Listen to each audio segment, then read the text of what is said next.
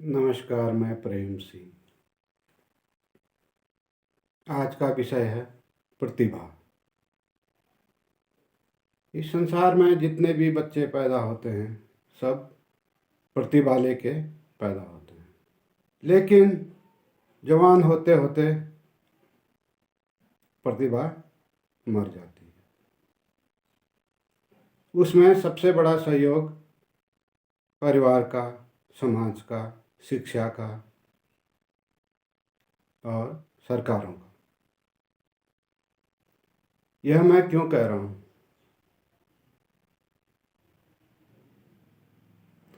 कोई बच्चा डॉक्टर बनना चाहता है, लेकिन हम उसको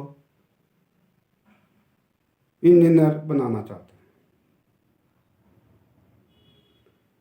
कोई बच्चा व्यवसायी बनना चाहता है, हम उसको खेल के क्षेत्र में भेज देते हैं।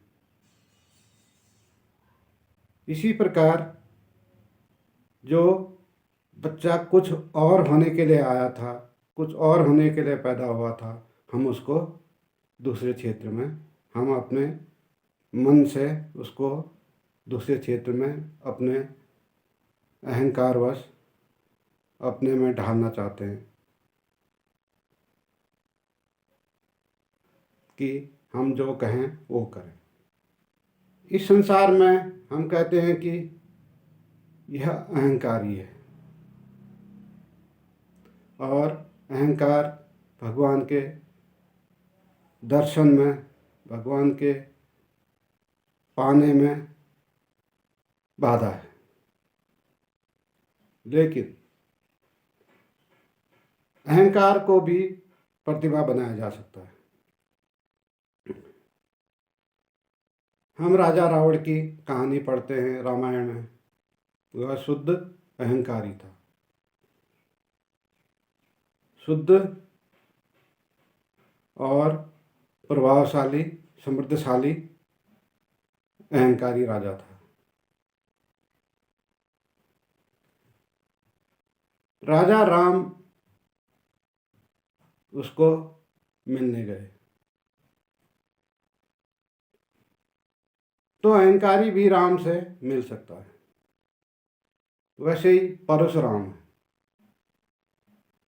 क्रोधी व्यक्तित्व, निखार के उन्होंने क्रोध को अपनी प्रतिभा बनाया और फरसा वाले राम हो गए। उसी प्रकार किसी भी क्षेत्र में प्रतिभा योगदान बनती है,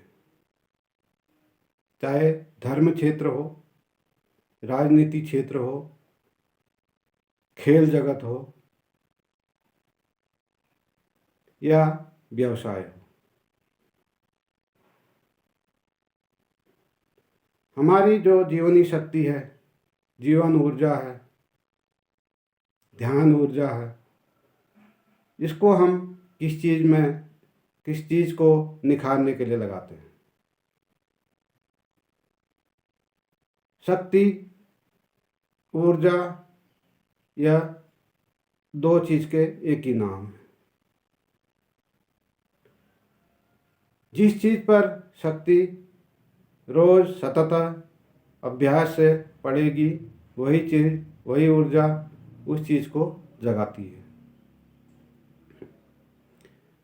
हम सफल व्यक्तियों को देखते हैं,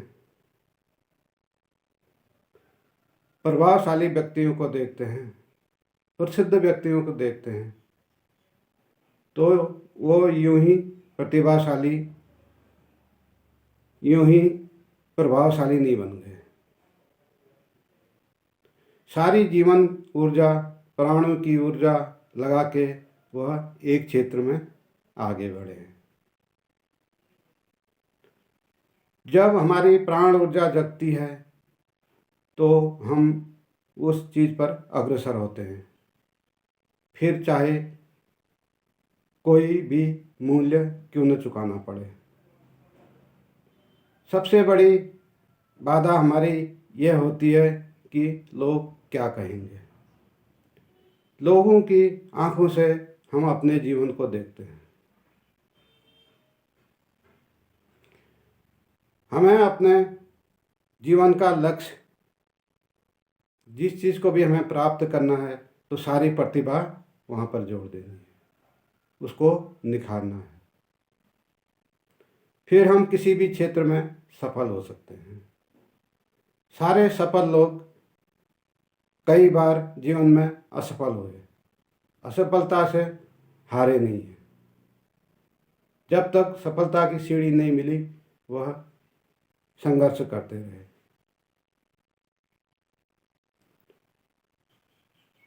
चाहे धन प्राप्त करना हो या धर्म प्राप्त करना हो, फिर चाहे भी कोई मूल्य क्यों न चुकाना पड़े, हमें सारी प्राण ऊर्जा उस केंद्र बिंदु में लगानी होगी, तो ही हम सफल हो सकते हैं। दुनिया में सब तो सफल नहीं होते।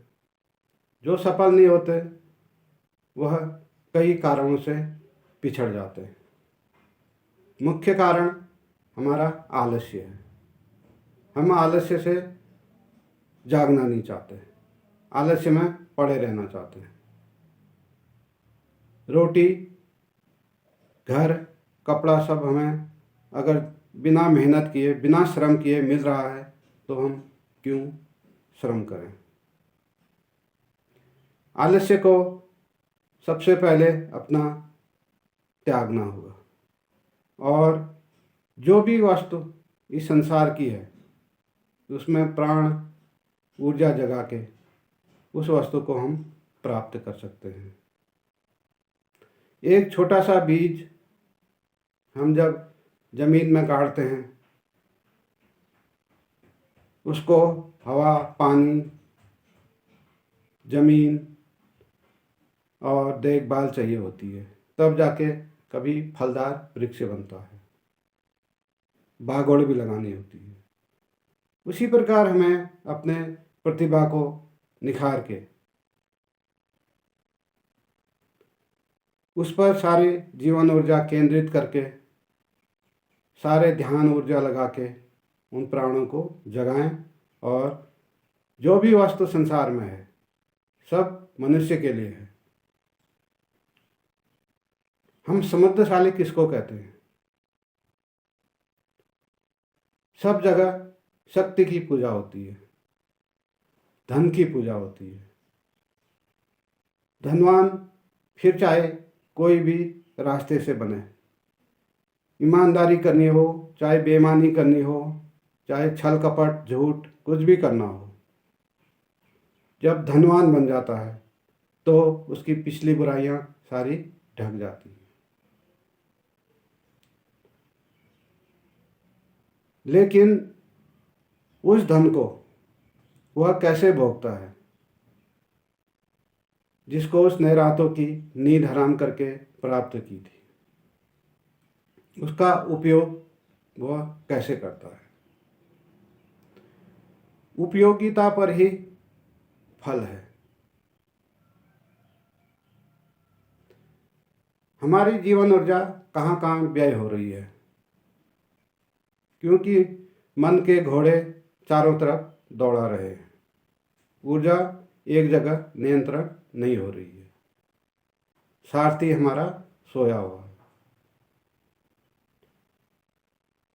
जब तक हम अपने सारथी को नहीं जगाएंगे, इस जीवन ऊर्जा को एक दिशा में नहीं ले जाएंगे, तो हम पिछड़ते रहेंगे। इस प्राण ऊर्जा को जान के, इस जीवनी शक्ति को जान के, इस ध्यान ऊर्जा को उस दिशा में एक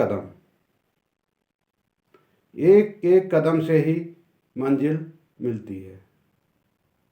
तो हमारा पहला कदम उस तरफ उठना बहुत ज़रूरी है। एक कदम उठा के ही हम मंजिल की तरफ धीरे धीरे दूसरा भी उठाएंगे, तीसरा उठाएंगे, तो हजारों कदम की यात्रा हो जाती है। तो अपनी प्रतिभा को हम पहचानें, किस दिशा से हमें सुख, शांति और समृद्धि मिले,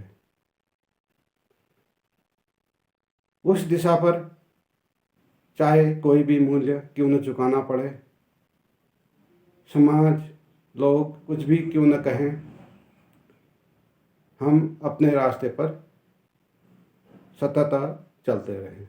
आज का वक्तव्य यहीं पर समाप्त करते हैं। नमस्कार।